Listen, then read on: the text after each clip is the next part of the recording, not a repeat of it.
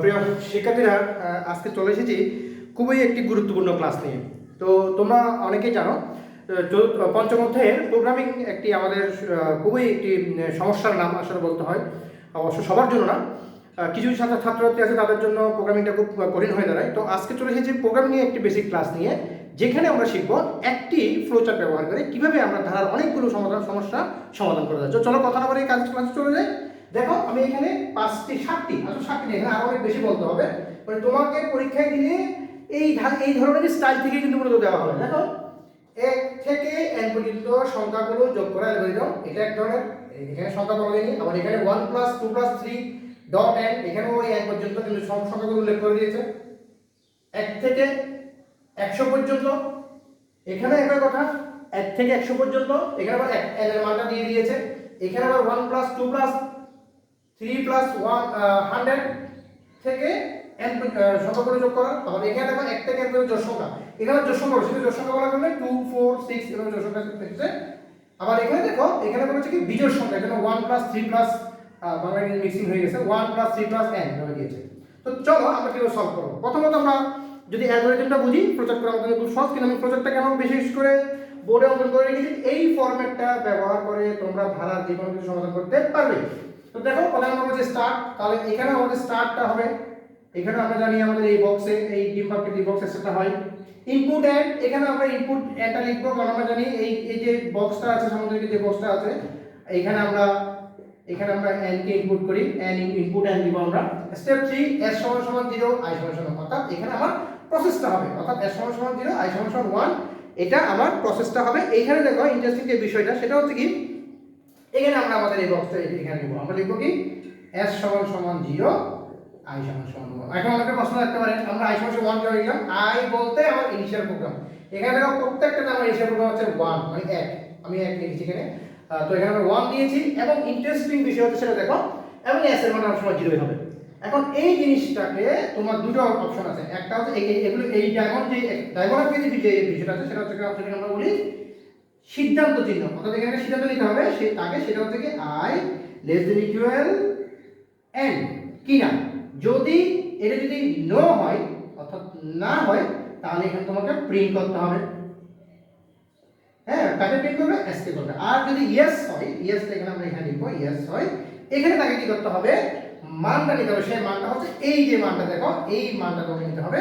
এখানে একটা প্রসেস হবে, s = হচ্ছে s + i, অর্থাৎ যোগ হতে যা বৃদ্ধি পাবে, এবং i = হচ্ছে তোমার i + 1। এই যে এখানে সেই যে বিষয়টা, পরিবর্তনগুলো মূলত এখানে হবে। এখানে আমার বক্সের মধ্যে কোনো পরিবর্তন হবে না, অর্থাৎ ধারা আমার যেটাই হোক না কেন, বক্সের মধ্যে কোনো পরিবর্তন হবে না। ও পরিবর্তনটা হবে শুধুমাত্র এখানে। যেমন আমরা প্রথমে যদি আলোচনা করি, এখানে আমার কি পরিবর্তন, এখানে কোনো পরিবর্তন হবে না, এখানে i থাকবে, থাকবে।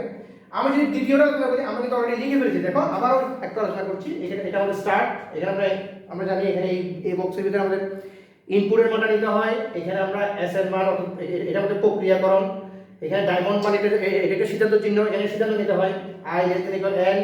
নো এর মান যদি নো হয় তাহলে প্রিন্ট s, আর যদি ইয়েস হয় তাহলে এটা করতে হবে, এবং সর্বশেষে আমাকে এই একই বৃত্তের মধ্যে মানে কি n লিখতে হবে। এখন ইন্টারেস্টিং বিষয় হচ্ছে, আমরা যেটা করলাম, এখানে এসে n এর মান তার মানে এই 1 এবং 2 এর মধ্যে কোনো পরিবর্তন হবে না। কিন্তু যখন আমরা এখানে 1 থেকে পরবর্তী যে অপশনটা আছে সেখানে যখন আসবো, তখন কিন্তু আমাকে কি করতে হবে? এখানে এসে আমার n = 100 লিখতে হবে। কেন? আমাকে এখানে n এর মানটা অলরেডি ওরা দিয়ে দিয়েছে 1 থেকে n পর্যন্ত। এখানে দেখো 1 থেকে 100 পর্যন্ত, এখানে দেখো 1 + 2 +, অর্থাৎ এখানে সরাসরি করেছে, আর এখানে ধারাটা আমাকে করে দেখিয়েছে 1 + 2 + এভাবে দেখিয়েছে। তাহলে এখানে আর কোনো জায়গায় কোনো পরিবর্তন হবে না। কেন পরিবর্তন হবে না? কারণ এখানে দেখো তোমার বৃদ্ধির হারটা কত করে? 1 করে করে। আর ইনিশিয়াল প্রোগ্রামটা সবার হচ্ছে 1, সেজন্য আমরা ইনিশিয়াল 1 লিখেছি। আর এখানেও তোমার i + 1, মানে আমার ধারাটা আছে সেটা কত করে বৃদ্ধি পাচ্ছে, দেখো সেক্ষেত্রে আমরা 1 করে।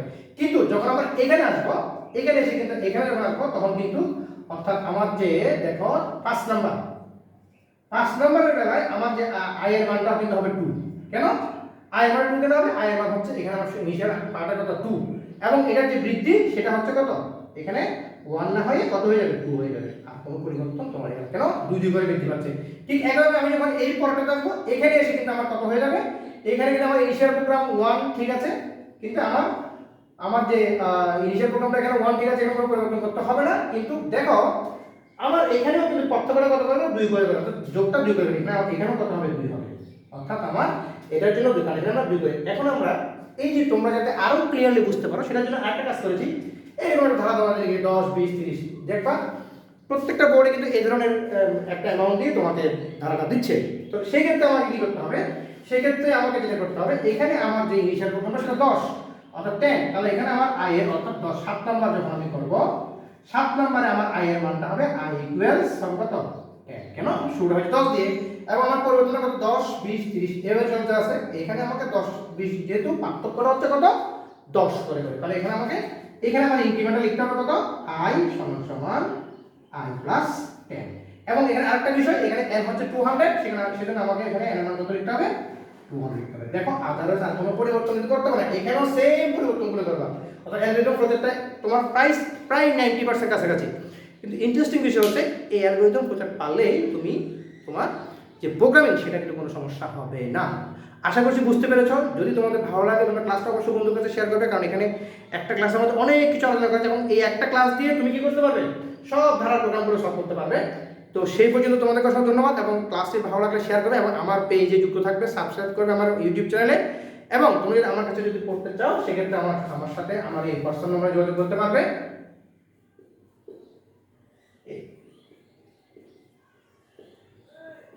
যে কোনো page HSC first year second year যে কোনো পেজ যোগাযোগ করতে পারবে এবং আমি আশা করছি ভালো কিছু প্রোভাইড করবো তোমাদেরকে, যাতে করে তোমার আইসিটিতে এবং কোনো সমস্যা না থাকে। এবং এছাড়াও অন্য কোনো বিষয় পড়তে চাও সেখানে আমার সাথে কন্ট্যাক্ট করতে পারো। ধন্যবাদ তোমাদের সবাইকে।